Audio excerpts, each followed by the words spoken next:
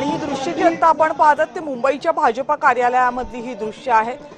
5 राज्यांच्या निवडणूक निकालानंतर महाराष्ट्रामधल्या 2 विधानसभेच्या पोटनिवडणुकीच्या निकालानंतर मुख्यमंत्री देवेंद्र फडणवीस हे भाजप कार्यालयामध्ये पोहोचलेत। मोठ्या संख्येने भाजपचे कार्यकर्ते सध्या इथे उपस्थित आहेत। भाजपचे प्रदेशाध्यक्ष रवींद्र चव्हाण आणि मुख्यमंत्री देवेंद्र फडणवीस हे दोघेही भाजपच्या कार्यालयामध्ये पोहोचले। आजचा दिवस भाजपसाठी फार महत्त्वाचा आहे, कारण पश्चिम बंगालमधला निकाल हे भाजपसाठी स्वप्नपूर्तीपेक्षा कमी नाहीये। गेल्या अनेक वर्षांपासून पश्चिम बंगालमध्ये पाय रोवण्याचे प्रयत्न भाजप करत होती, अजूनही यश येत नव्हतं। 2021च्या निवडणुकीमध्ये सुद्धा भाजपच्या नेत्यांनी सगळी ताकद पणाला लावली होती, पण ममता दीदींनी पश्चिम बंगालचा गड राखण्यात 21 मध्ये यश मिळवलं होतं, पण 2026 मध्ये मात्र पश्चिम बंगालमध्ये ममता दीदींकडनं सत्ता खेचून घेण्यात भाजपला यश मिळालं आणि या यशाचा मोठा आनंद भाजपच्या वेगवेगळ्या कार्यालयांमध्ये साजरा होतो। आपले प्रतिनिधी शुभम उमाळे आता आपल्या सोबत आहेत या सगळ्या जल्लोषाची आणखीन अपडेट देण्यासाठी। शुभम, आपण बघू शकतो महाराष्ट्र राज्याचे मुख्यमंत्री देवेंद्र फडणवीस यांच्याकडनं आता यांचं आता स्वागत जे आहे ते प्रदेश कार्यालय या ठिकाणी झालेलं आहे आणि रसगुल्ला खाऊन जे आहे जे तमिळनाडूमध्ये आणि इतर पश्चिम बंगालमध्ये विजय झाला आहे त्याबद्दल रसगुल्ला खाताना या ठिकाणी देवेंद्र फडणवीस दिसून गेला आहे। भारतीय जनता पक्ष महाराष्ट्र राज्य यांच्याकडनं जे आहे भाजप कार्यालय प्रदेश कार्यालय जे आहे त्या ठिकाणी सेलिब्रेशन करण्यात येत आहे। प्रचंड मोठ्या प्रमाणात त्या ठिकाणी भारतीय जनता पक्षाचे कार्यकर्ते उपस्थित आहेत। तर संपूर्ण मुंबईमधनं जेवढे पश्चिम बंगालमधून लोक या ठिकाणी आहेत ते वेगवेगळे लोक यांच्याकडनं मागील 7 दिवसांपासून या ठिकाणी सेलिब्रेशन जे आहे ते सुरू आहे। बघू शकता प्रदेशाध्यक्ष रवींद्र चव्हाण आणि मुख्यमंत्री देवेंद्र फडणवीस यांनी एकमेकांना रसगुल्ले काढून जे आहे या ठिकाणी सेलिब्रेशन केलेलं आहे आणि खऱ्या अर्थाने जे आहे देवेंद्र फडणवीस यांची भाग असून तरी सगळे बघत होते आणि ते आल्यानंतरच खरंच मोठा सोहळा जो आहे तो सुरू होईल अशा प्रकारची भावना 2 तासापासून या ठिकाणी होती। अशा प्रकारे बघू शकतो सगळे नगरसेवक या ठिकाणी अनेक आमदार उपस्थित आहेत, अनेक मंत्री या ठिकाणी उपस्थित आहेत आणि भारतीय जनता पक्ष यांच्याकडे सेलिब्रेशन जे आहे ते करण्यात येत आहे। मुख्यमंत्री देवेंद्र फडणवीस यांच्या सोबत आणखीन कोण कोण नेते उपस्थित आहेत आता भाजप कार्यालयामध्ये? शुभम, सध्या बघू शकतो प्रदेशाध्यक्ष रवींद्र चव्हाण उपस्थित आहेत, मंत्री मंडळ प्रभात रोडा हे देखील उपस्थित आहेत आणि प्रदेशाध्यक्ष रवींद्र चव्हाण सध्या मंत्रालयात। धन्यवाद शुभम या माहितीबद्दल। पश्चिम बंगाल असेल या ठिकाणी देखील देवेंद्रजींच्या नेतृत्वामध्ये हे यश मिळालंय। यानंतर माननीय प्रदेशाध्यक्ष रवी भाऊंना विनंती करतो की त्यांनी संबोधित करावं। आदरणीय रवी भाऊ,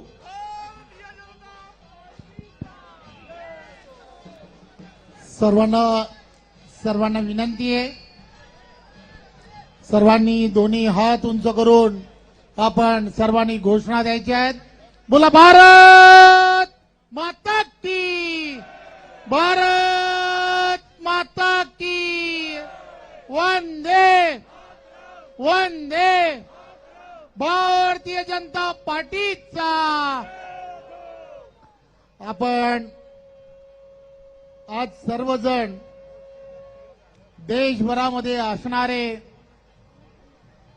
भारतीयांना देशाचे पंतप्रधान आदरणीय नरेंद्र मोदीजी, आदरणीय अमित भाई, आदरणीय राष्ट्रीय अध्यक्ष नितीन नवीनजी आणि सर्व देशभरामधील असणारे सर्व कार्यकर्ते पदाधिकारी ज्यांनी केलेल्या प्रचंड मेहनत आणि या मेहनतीमुळेच आज जसं म्हटलं जातं की आज श्यामाप्रसाद मुखर्जी यांची आठवण करणं की ज्यांनी भारतीय जनता पार्टीला दिलेली विचारधारा आणि त्या विचारधारेबरोबर आज राष्ट्रीयत्व आणि राष्ट्रीयत्वाचा खऱ्या अर्थाने सन्मान या सर्व राज्य, मग आसाम असेल, पश्चिम बंगाल असेल, या सर्व राज्यातील असणाऱ्या सर्व मतदारांनी केला आणि मला सांगायला आनंद होतो की साहेब, आपल्या महाराष्ट्र राज्यातील असणारे सर्व आपल्या भारतीय जनता पार्टीतील असणारे कार्यकर्ते की जवळजवळ बंगाली कार्यकर्ते 6,000पेक्षा जास्त कार्यकर्ते हे पश्चिम बंगालमध्ये गेले. 200 पूर्ण मतदारसंघामध्ये रात्रीचा दिवस केला आणि मी खऱ्या अर्थाने या सर्व कार्यकर्त्यांचं मनपूर्वक धन्यवाद देतो. आणि जसं म्हटलं जातं, खेला झाला आणि तिथल्या असणाऱ्या प्रत्येकाला समजलं की देशाचे पंतप्रधान नरेंद्र मोदीजी यांच्या नेतृत्वात आज या सर्व ठिकाणी जो विजय मिळालाय, हा विजय हा राष्ट्रीयत्वाचा विजय आहे, नॅशनॅलिटीचा विजय आहे असं मला वाटतं. पुन्हा एकदा सर्वांचं मनपूर्वक धन्यवाद. जय हिंद, जय महाराष्ट्र. धन्यवाद रवी भाऊ. खरं तर ममता बॅनर्जी यांनी सांगितलं होतं खेला होबे. यावेळेला पश्चिम बंगालच्या सर्व नागरिकांनी ममता दीदींसोबत काय केलं? भारतीय जनता पार्टीचा. आणखी एक महत्वाची गोष्ट या ठिकाणी नमूद केली पाहिजे.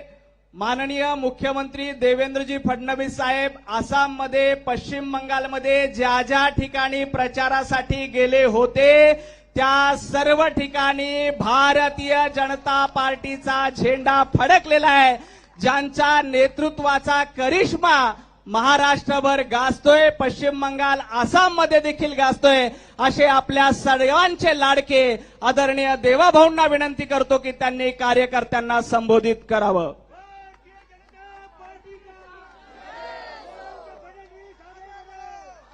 भारत माता की, भारत माता की, छत्रपती शिवाजी महाराज की, धर्मवीर छत्रपती संभाजी महाराज की.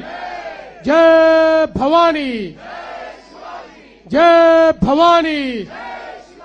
वंदे वंदे वंदे. आजच्या विजय उत्सव प्रसंगी आपल्यामध्ये उपस्थित असलेले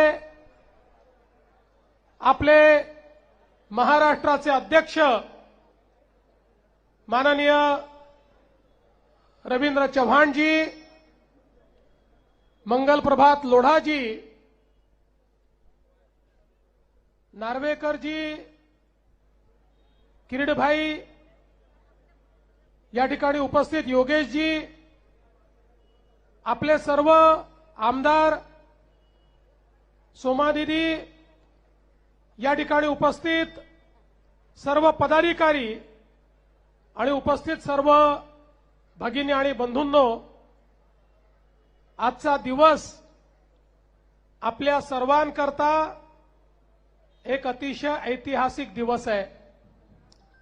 मी बंगालमध्ये जेव्हा गेलो होतो, मला पत्रकार परिषदेमध्ये तिथल्या एका पत्रकाराने विचारलं की ममता दीदी म्हणतात भारतीय जनता पार्टी आणि त्याचे नेते हे बंगालच्या बाहेरचे आहेत, बाहेरचे लोक येऊन या ठिकाणी मतं मागतात, यावर तुमचं मत काय आहे? मी त्यांना सांगितलं, आमच्या भारतीय जनता पार्टीची निर्मिती ज्यांनी केली ते श्यामा प्रसाद मुखर्जी हेच बंगालचे होते. त्यामुळे खरा बंगालचा पक्ष जर कुठला असेल तर तो भारतीय जनता पक्ष आहे. आणि आज बंगालच्या जनतेने दीदींना दाखवून दिलं बंगालचा खरा पक्ष कुठला आहे. आणि बंगालच्या लोकांनी ज्या प्रकारे प्रधानमंत्री नरेंद्र मोदीजींवर विश्वास ठेवून केवळ परिवर्तन नाही, बंगालमध्ये महापरिवर्तन करून दाखवलं. पोरी बोरतोन नाही, महापोरी बोरतोन. आणि ते इतकं की आता 2/3 मेजॉरिटी बंगालमध्ये भारतीय जनता पक्षाला मिळते आहे. बंगाल असेल, आसाम असेल, पुदुचेरी असेल, हा विजय भारतातल्या जनाजनाचा मोदीजींवर असलेल्या विश्वासाचा विजय आहे. आजही देशामध्ये जनतेला एकच गोष्ट माहिती आहे आणि ती गोष्ट म्हणजे मोदी है तो मुमकिन है, मोदी है, मोदी है.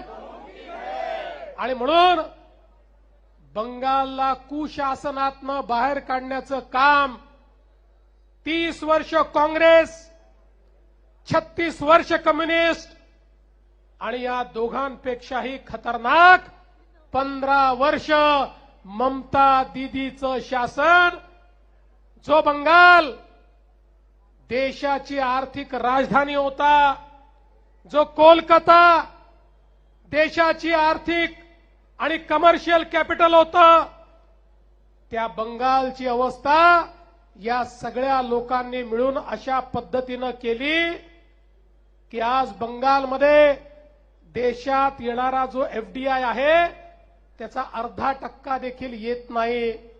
जो बंगाल देशातलं पहिलं औद्योगिक राज्य होतं, त्या बंगालमधनं 7,000 मोठ्या इंडस्ट्रीज बंगाल सोडून चालल्या गेल्या.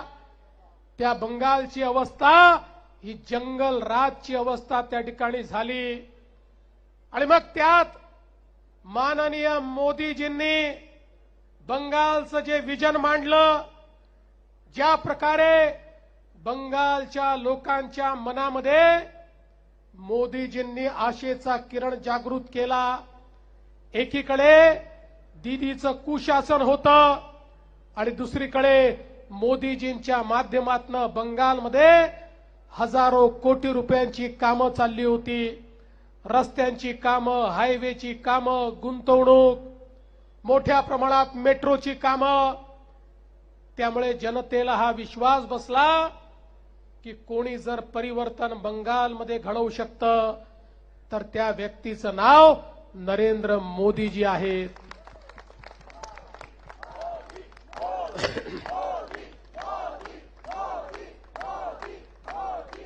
मोदीजींवरचा विश्वास आज जनतेनं मतपेटीमध्ये दाखवलेला आहे. आणि त्यासोबत आपले मास्टर स्ट्रॅटेजिस्ट, ज्यांना आधुनिक राजकारणामध्ये चाणक्य म्हणून ओळखलं जातं, ते अमित भाई शहा यांनी ज्या प्रकारे ही योजना तयार केली आणि अर्थातच आपलं शुभ नेतृत्व, ज्यांनी पक्षाची सूत्र हातात घेतल्यानंतर पहिल्याच निवडणुकीमध्ये आपल्याला प्रचंड मोठा विजय मिळाला, ते आपले अध्यक्ष नितीन नबीनजी, भारतीय जनता पक्षाची सगळी टीम आणि बंगालची देखील आपली टीम, बंगालचे प्रदेश अध्यक्ष असतील, आपले नेते शुभेंदू अधिकारी असतील, या सगळ्या लोकांचं मी मनापासून अभिनंदन करतो. त्यांना मनापासून धन्यवाद देतो. कारण बंगालचा विजय हा केवळ एका राज्याचा विजय नाहीये. बंगालचा विजय हा भारतामध्ये होणारी घुसपैठ, भारतामध्ये होणाऱ्या आतंकवादी कारवाया, भारतावर होणारा हल्ला, या सगळ्या गोष्टीपासून भारताला वाचवणारा हा विजय आहे. ज्या प्रकारे ममता दीदींच्या नेतृत्वातलं सरकार बांगलादेशमधनं घुसपैठीये बंगालमध्ये आणायचं आणि त्या ठिकाणून कागदपत्र बनवून संपूर्ण भारतामध्ये ते जायचे आणि संपूर्ण भारतामध्ये आमचा रोजगार तर ते खायचेच, पण त्याचवेळी भारताच्या एकतेला, अखंडतेला, सार्वभौमतेला, सुरक्षेला धोका निर्माण करायचे. एक प्रकारे बंगाल आओ जाओ घर तुम्हारा और पकाव खाओ बिर्याणी तो मुर्गा हमारा, अशा प्रकारचं सरकार हे त्या ठिकाणी ममता बॅनर्जींनी दिलं होतं.